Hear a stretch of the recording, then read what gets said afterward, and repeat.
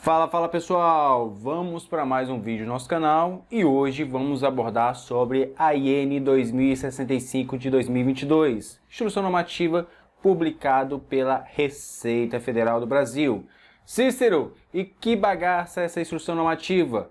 Essa instrução trata-se nada mais, nada menos do que as regras para o IRPF 2022. E vamos abordar aqui, não totalitariamente, aqui totalmente nessa bagaça, mas os tópicos mais importantes. E vou trazer também aqui as mudanças que a Receita Federal publicou através de uma live que foi feita recentemente, as mudanças que haverão aí no programa IRPF 2022. Vou tratar aqui com vocês sobre os prazos, quem deve ser obrigado a fazer a declaração e algumas observações importantíssimas para você aí que vai fazer a declaração de imposto de renda 2022. E para você que está em dúvida, se não sabe ainda se vai ou se não vai fazer essa bagaça, se está ou não obrigatório fazer, então assista esse vídeo até o final que você vai entender de uma vez por todas se você precisa ou não precisa fazer a declaração de imposto de renda para a Receita Federal.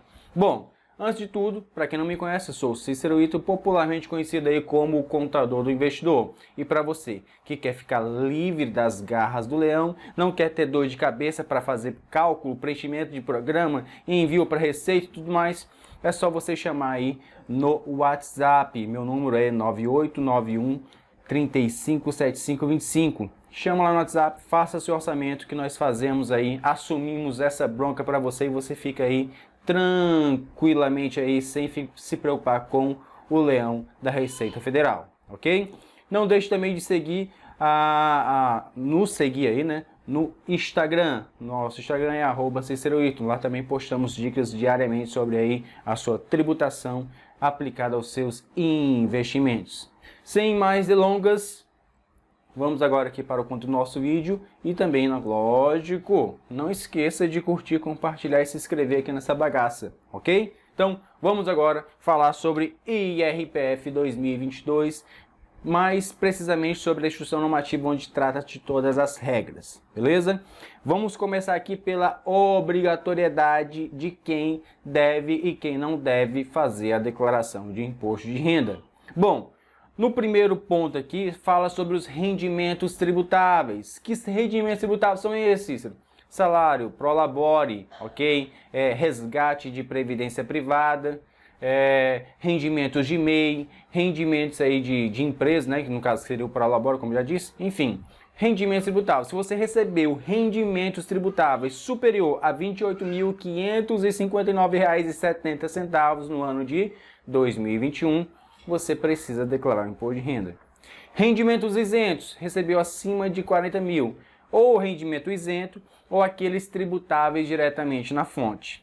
Quais seriam esses rendimentos isentos? Tem rendimento de poupança, rendimentos de fundos imobiliários, dividendos, rendimentos aí de aposentadoria, uma parte é isento, ok? Quem recebeu PLR, participação nos lucros e resultados, esse PLR é tributado diretamente na fonte. Também se recebeu. Somando esses valores acima de 40 mil reais, você também é obrigatório a fazer a declaração de imposto de renda, beleza? Obteve ganho de capital na alienação de bens e direitos. Por exemplo, você nessa época aí que veículos, né, supervalorizaram, você comprou um veículo ali por 30 mil, por exemplo, e vendeu por 37. Já passou o limite da isenção dos 35 mil. Então você obteve um ganho de capital, do qual a incidência de imposto, então nesse caso também é obrigatório fazer a declaração de imposto de renda. Beleza? Não caia nas garras do leão. Fez alguma venda de imóveis, do qual você optou por aquela isenção dentro do período ali de 180 dias. Que seria essa? Quando você vende um imóvel residencial e dentro de 6 meses você compra o outro, ok? O outro imóvel residencial, você optou por essa isenção, ok? E aqui é um queridinho que as pessoas, isso aí é papo de contador, mas não é. Realizou operações em bolsa de valores, de mercadorias de futuros e assemelhadas. Cara, você fez uma operação na bolsa, quer seja compra, quer seja venda, você tem que declarar o imposto de renda. Cícero, isso aí é só papo de contador que quer ganhar meu dinheiro. Então faça a sua declaração sozinho, mas faça essa bagaça Não deixe, não caia aí nas garras do leão. Aí depois você faz as operações, não declara, pensa que vai passar desapercebida, a Receita vai e lhe pega. Aí vai estar lá o seu CPF pendente de regularização, que você tem que fazer a declaração. Aí você vai fazer a declaração depois do prazo e vai ganhar uma multa, ok? Vamos tratar dos valores da multa mais à frente, mas da importância. Operou na bolsa, independente do valor, faça a declaração de imposto de renda. Fechado? Agora, se você tinha patrimônio acima de 300 mil pila, 300 mil reais, você também é obrigatório fazer a declaração de imposto de renda.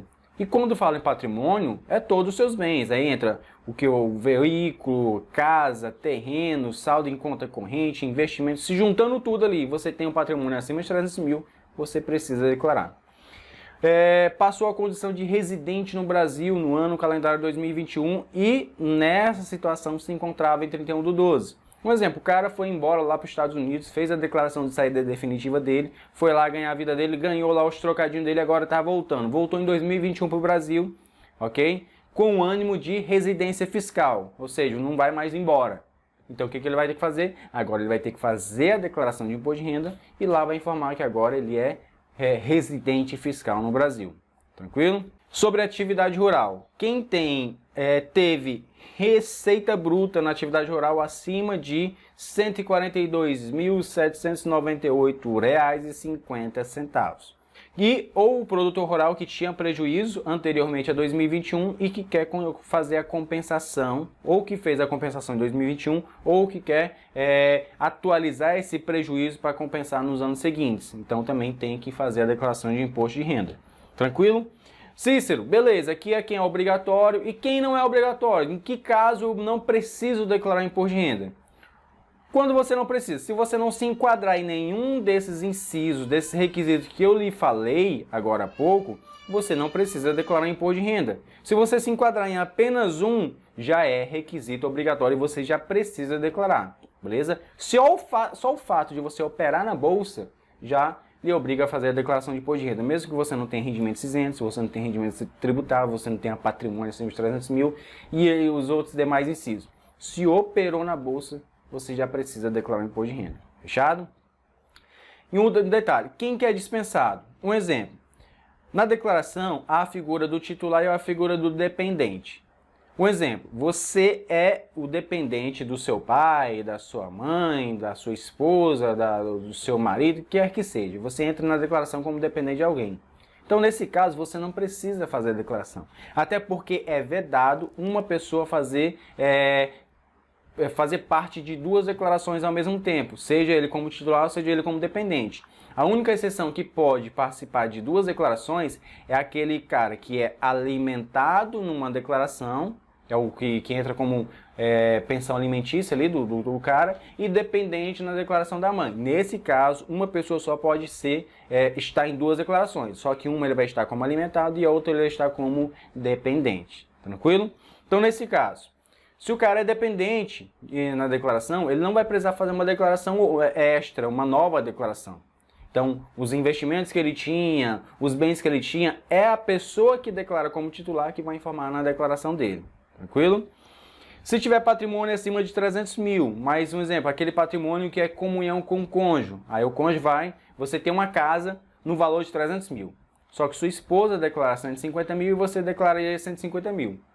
Se você fosse obrigatório a declarar somente porque tinha essa casa no valor de 300 mil, você não vai precisar mais declarar porque sua esposa declarou 150. Então, no caso, na sua declaração, só iria entrar o valor de 150 mil também. Então, nesse caso, você fica dispensado de fazer a declaração de imposto de renda. E como já disse, é vedado uma pessoa fazer parte de mais de uma declaração, seja como titular ou como dependente. Agora, vamos falar aqui sobre desconto simplificado. Bom, primeiramente, vocês têm que entender quais são, na declaração de imposto de renda, duas formas de tributação. A primeira são as deduções legais e a segunda é o desconto simplificado. Deduções legais é quando você faz a declaração no modo completo, que geralmente as pessoas conhecem como uma declaração completa, onde você vai informar todas as despesas dedutíveis que a pessoa teve no decorrer do ano. E que são essas despesas dedutíveis? Despesas com educação, que é mensalidade de matrícula de escola, faculdade, creche, etc. despesa com saúde, consulta, exame, plano de saúde, cirurgias, procedimentos, é despesa com saúde, os planos odontológicos e tudo mais. Previdência privada é despesa dedutível, a previdência oficial também é despesa dedutível. A quantidade de dependentes também são dedutíveis no imposto de renda, com cada dependente tem um valor de dedução ali, ok? Então, quando o cara tem muita despesa dedutível na declaração de imposto de renda, talvez para ele seja mais vantajoso fazer a declaração completa pelas deduções legais. Já o desconto simplificado é o seguinte: o contribuinte ele vai ter uma redução, uma dedução de 20% da base de cálculo do imposto de renda, limitado ao teto de R$ 16.754,34. Em miúdos, o que significaria isso? Vamos supor que o cara ele tem 100 mil de renda tributável anual. Perdão, 100 mil de renda tributável anual. 100 mil, se ele fosse descontar 20%, seria um total de 20 mil. Só que nesse caso não vai descontar os 20 mil, vai descontar o teto, 16.754,34, que é 20%, mas limitado ao teto de 16 mil e pouco, beleza? Então, se o cara tinha 100 mil de renda tributável, vai descontar ali 16.754,34. Se o cara tinha 50 mil, 20% de 50 mil dá um equivalente a 10 mil reais. Então, vai ser descontado da base de cálculo 10 mil. Então, ao invés de ele pagar imposto sobre 50, a base de cálculo seria ali os 40 mil reais. Beleza? Mas, Cícero, o cara ele teve muitas despesas médicas. Então, exemplo, nesse caso que eu acabei de falar, do cara que tinha uma renda de 50 mil reais, e ele teve despesas médicas ali num total ali de 18 mil reais, despesas dedutíveis, juntando todas as despesas dedutíveis, teve um total de 18 mil. Então, para ele, o mais vantajoso vai fazer a declaração completa. Por quê? No desconto simplificado, seria uma dedução de 20% sobre a base de cálculo.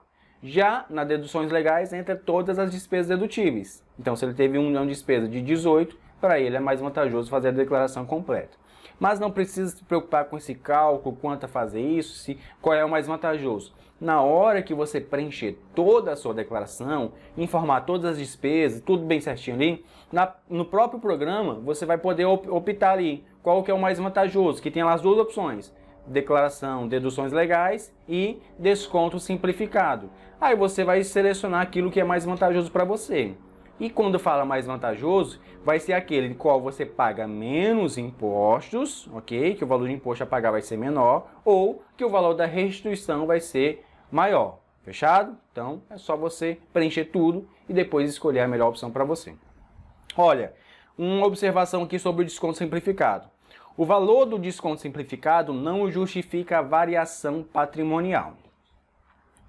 Uma coisa que muitos contribuintes, muitas pessoas não se dão conta é nessa tal variação patrimonial. Lá no ano passado, 2020, no ano 2021, que o cara declarou ali as informações referentes ao ano 2020, o cara tinha um patrimônio de 100 mil. Beleza, patrimônio dele de 100 mil. Nesse ano, 2021, ele vai fazer a declaração, o patrimônio dele aumentou para 300 mil reais. E ele teve uma renda de 100 mil e optou pelo desconto simplificado. Então, exemplo, se ele tiver uma renda de 100 mil e optou pelo desconto simplificado, foi deduzida a base de cálculo 16.754. Então, em valores aproximados, o valor que justifica a variação patrimonial, a evolução patrimonial dele, seria o valor de R$ 83.246. R$ 83.200, por exemplo, para arredondar. Esses outros 16.700 não entram. Beleza.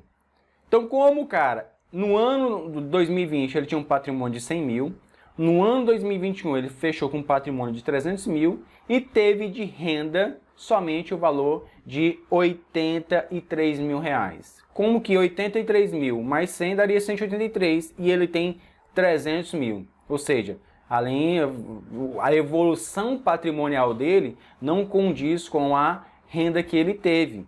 Nesses casos, pode ser que a Receita lhe peça esclarecimentos. Você, olha, como que você tinha 100 mil de patrimônio, agora você tem 300, e se você só teve ali 83 mil de renda, de rendimentos? Aí o cara fala assim, não, eu vendi ações ali abaixo de 20 mil reais, tive lucros constantes todos os meses, só que eu não informei na declaração. Opa, rendimento isento, apesar de ser isento, deve ser informado, justamente para mostrar para a Receita, para comprovar para a Receita essa evolução patrimonial que você teve de um ano para o outro. Então, se você vendeu ações até 20 mil reais e teve lucro, informa esse lucro isento, informa os seus dividendos, informa os rendimentos de fundos imobiliários, informa ali, caso você tenha recebido alguma herança de algum ente ou alguma coisa, que são rendimentos isentos. Você não vai pagar imposto sobre esse valor, mas você vai ter como comprovar a sua evolução patrimonial. Fechado? Como que você vai enviar a declaração? Há duas formas aqui. Você pode enviar pelo computador, ok? Baixando o programa IRPF 2022, ou ainda acessar a declaração online pelo portal do ECAC, fazer o preenchimento da declaração online, dessa forma. Ou também pelo celular, ou tablet, você consegue fazer a declaração através do aplicativo Meu Imposto de Renda. Mas pelo celular há algumas ressalvas. Se o cara teve renda acima de 5 milhões, ele não consegue fazer pelo celular. Se o cara operou na bolsa, do qual precisa necessário preencher ali a aba renda variável, não consegue fazer pelo celular. Se o cara fez vendas de imóveis, de veículos, do qual obteve ganho de capital, também não consegue fazer pelo celular. Obrigatoriamente tem que fazer pelo programa, ou seja, pelo computador, a declaração de imposto de renda em alguns casos. Então, se você operou na bolsa, tem que fazer pelo computador a sua declaração. Fechado? Continuando, vamos agora aqui falar sobre prazo. O prazo de entrega da declaração da Receita Federal. Primeiro, o prazo de entrega vai ser entre os dias 7 de março e os dias 29 de abril. Ou seja, teve uma pequena redução aí, pequena não, para a gente é grandiosa, né? Cada dia a gente é perda de receita para o contador e para o investidor e para o contribuinte ali também, redução do prazo. Então, vai do dia 7 até o dia 29, 7 de março até o dia 29 de abril.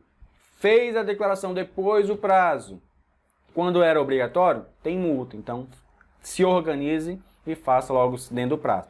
Cícero, eu quero fazer minha declaração com você. Então, chame logo o quanto antes. Entre em contato o quanto antes, porque quando nós chegarmos aqui a um limite, como o prazo é reduzido, a gente não tem como atender todo mundo dentro do prazo. Então, quando chegarmos aqui no nosso limite, a gente não vai receber mais clientes. Então, se você quer fazer conosco, corra e garanta logo sua vaga. Chame o quanto antes. Fechado? A recepção da declaração vai ser do dia 7 de março até o dia 29 de abril. Mas só que é o seguinte, até as 23 horas, 59 minutos e 59 segundos do dia 29 de abril. A partir das 0 horas, né, que no caso é dia 1º, né, ou dia 30 de abril, não conseguirá mais fazer a transmissão da declaração. Aí vai conseguir, lógico, fazer a transmissão, só que já vai constar como fora do prazo. Então, se você operou na bolsa e vai fazer a declaração depois do prazo, vai ter uma multa de brinde para você. Que é o que vamos falar aqui sobre também os valores das multas mais à frente. Cícero, eu fiz a minha declaração, só que eu identifiquei que tinha algumas coisas erradas lá e agora? Agora você vai fazer o que chamamos de retificador. A retificação da declaração, ela vai substituir integralmente a declaração hora enviada. Beleza? Duas observações em relação à retificadora. Primeiro, quando você faz a retificadora, aquela primeira declaração, quando gera um novo recibo, aquela primeira declaração que você fez, automaticamente não tem mais validade alguma. Não serve para nada. Beleza? Segundo, a retificação dentro do prazo, que é entre dia 7 de março e 29 de abril, você consegue mudar a forma de tributação. Lembra que eu acabei de falar? Desconto simplificado e deduções legais.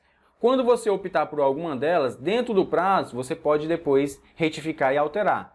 Quando passar do prazo, você vai fazer a retificação depois do dia 29 de abril. Então, se você escolheu pelo desconto simplificado, vai ser pelo desconto simplificado. Cícero, mas eu tinha umas despesas que eu esqueci e agora vai ser mais vantajoso as deduções legais. Você não consegue mais mudar a opção pelo desconto, pela forma de tributação após o prazo. Dentro do prazo, você consegue. Beleza? Então, daí essa importância. Depois do prazo não é admitida a retificação que tenha por objeto troca de opção por outra forma de tributação. Que é aquela lá, desconto simplificado, deduções legais. Tranquilo? Acho que em relação ao retificador é isso. Tinha outra? Não. Multas pela entrega em atraso ou pela não entrega, ok? A multa varia aqui entre o valor mínimo de R$ 165,64 até o valor máximo de 20% do imposto devido. Então, vai variar de acordo com o imposto. Ah, não tinha imposto nenhum devido, então vai pagar R$ 165,64. A multa, na verdade, aí ela vai iniciando ali entre 1% e vai até 20%, mas com um valor mínimo de R$ 165,74. Então, entregou fora do prazo, já terá essa multa quando você é obrigatório a fazer, beleza? Bens e dívidas. Como que você vai informar? Algumas observações do que você deve informar na declaração. Bem, você deve relacionar todos os seus bens e direitos que você tinha posse em 31 de dezembro de 2021, ok? E 31 de dezembro de 2020, que é justamente aquela questão lá da evolução patrimonial. Lá na declaração tem sempre dois campos, do ano anterior e do ano atual, beleza? O seu patrimônio e os dos seus dependentes, você também deve informar na declaração de imposto de renda. Algumas observações. Saldo em contas correntes, conta poupança, investimentos em renda fixa, se você tiver um valor inferior a R$ 140, você fica dispensado de informar na aba Bens e Direitos. Valor de bens, imóveis e direitos, se for o valor ali de aquisição inferior a 5 mil, você também fica dispensado de informar, exceto no caso de veículos, aeronaves, caminhões, essas coisas, independente do valor, você deve informar na declaração de imposto de renda. E um detalhe agora que nesse ano é obrigatório o número do Renavan. Nos anos anteriores você conseguia enviar mesmo sem colocar o número do Renavan. Agora não, sem o Renavan você não consegue transmitir a declaração. Conjunto de ações e cotas de uma mesma empresa, se o valor aplicado, total investido, o custo de aquisição foi inferior a R$ 1.000, também você fica dispensado de informar na aba Bens e Direitos. Você não fica dispensado de declarar o imposto de renda, você fica dispensado de informar somente na aba Bens e Direitos a posição em ativos que você possui em ações, cujo valor investido seja inferior a R$ 1.000. Mas qual é a minha recomendação? Independente do valor aplicado, declare e informe logo tudo na declaração de imposto de renda. Dívidas e ônus reais, se o valor for igual ou inferior a R$ 5.000, você também não precisa informar na declaração. Então, um exemplo, você só vai informar aquelas dívidas que você possuía, o saldo em 31/12, que fosse superior a R$ 5.000. Continuando, pagamento de imposto. O cara que fez a declaração de imposto de renda lá tinha uma renda alta e depois gerou imposto a ser pago. Ele vai poder dividir em até 8 cotas esses impostos. Lembrando que tem algumas regrinhas. Cada cota não pode ser inferior a R$ 50. Se o valor da cota do imposto devido for inferior a R$ 100, ele vai ter que pagar em cota única, ok? Ele pode optar pelo débito automático, certo? Mas para ele optar pelo débito automático, ele tem que fazer a declaração até o dia 10 de abril, tranquilo? Para fazer o débito da primeira cota. Se ele fizer após o dia 10 de abril, a primeira cota ele tem que pagar via DARF e as demais cotas ele pode optar pelo débito automático, ok? E a cota única também, né? Se ele for pagar em cota única, a data do débito vai ser no dia 29 de abril, ok? Ou então ele pode também emitir um DARF. Falando sobre as alterações, as modificações que teve nesse ano, a Receita Federal agora nesse ano disponibilizou a forma de pagamento via Pix. Então no DARF do Imposto de Renda vai ter o QR Code ali para você fazer o pagamento via Pix, ok? Assim como também a restituição de imposto de renda, o investidor ou o contribuinte poderá receber também via Pix. Mas no caso da restituição, obrigatoriamente o uso da chave deve ser o número do CPF. Ah, minha chave é o celular. Eu consigo receber via Pix? Não, tem que ser obrigatoriamente o número do CPF do titular da declaração. Fechado? Então, como eu disse, opção para débito automático da primeira cota ou da cota única vai ser até o dia 10 de abril. Após o dia 10 de abril, não consegue mais optar pela débito automático da primeira cota ou cota única. Destinação para os fundos de idosos, da criança e do adolescente até o dia 29 de abril. Essa destinação é que quando você vai fazer a declaração de imposto de renda, você consegue, dentro da própria declaração, aqueles valores de imposto que você iria pagar, você pode destinar uma parte para os fundos de idoso ou da criança. Tranquilo? Lotes de restituição serão divididos em 5 lotes. Primeiro lote, dia 31 de maio. Segundo lote, dia 30 de junho. terceiro lote dia 29 de julho, quarto lote 31 de agosto e quinto lote dia 30 de setembro. Beleza? Então, pois bem, as mudanças eu já disse para vocês, que é recebimento da restituição via Pix, o pagamento dos DARFs também pode ser via Pix, com a leitura do QR Code. Nesse ano, não terá a opção de você emitir o DARF para a devolução do auxílio emergencial daquelas pessoas que receberam sem que pudessem ter recebido. E também tivemos aqui algumas alterações em algumas abas. Uma delas foi alimentados, do qual agora a pessoa vai poder selecionar se aquele alimentado que está sendo declarado é alimentado do titular da declaração ou do dependente.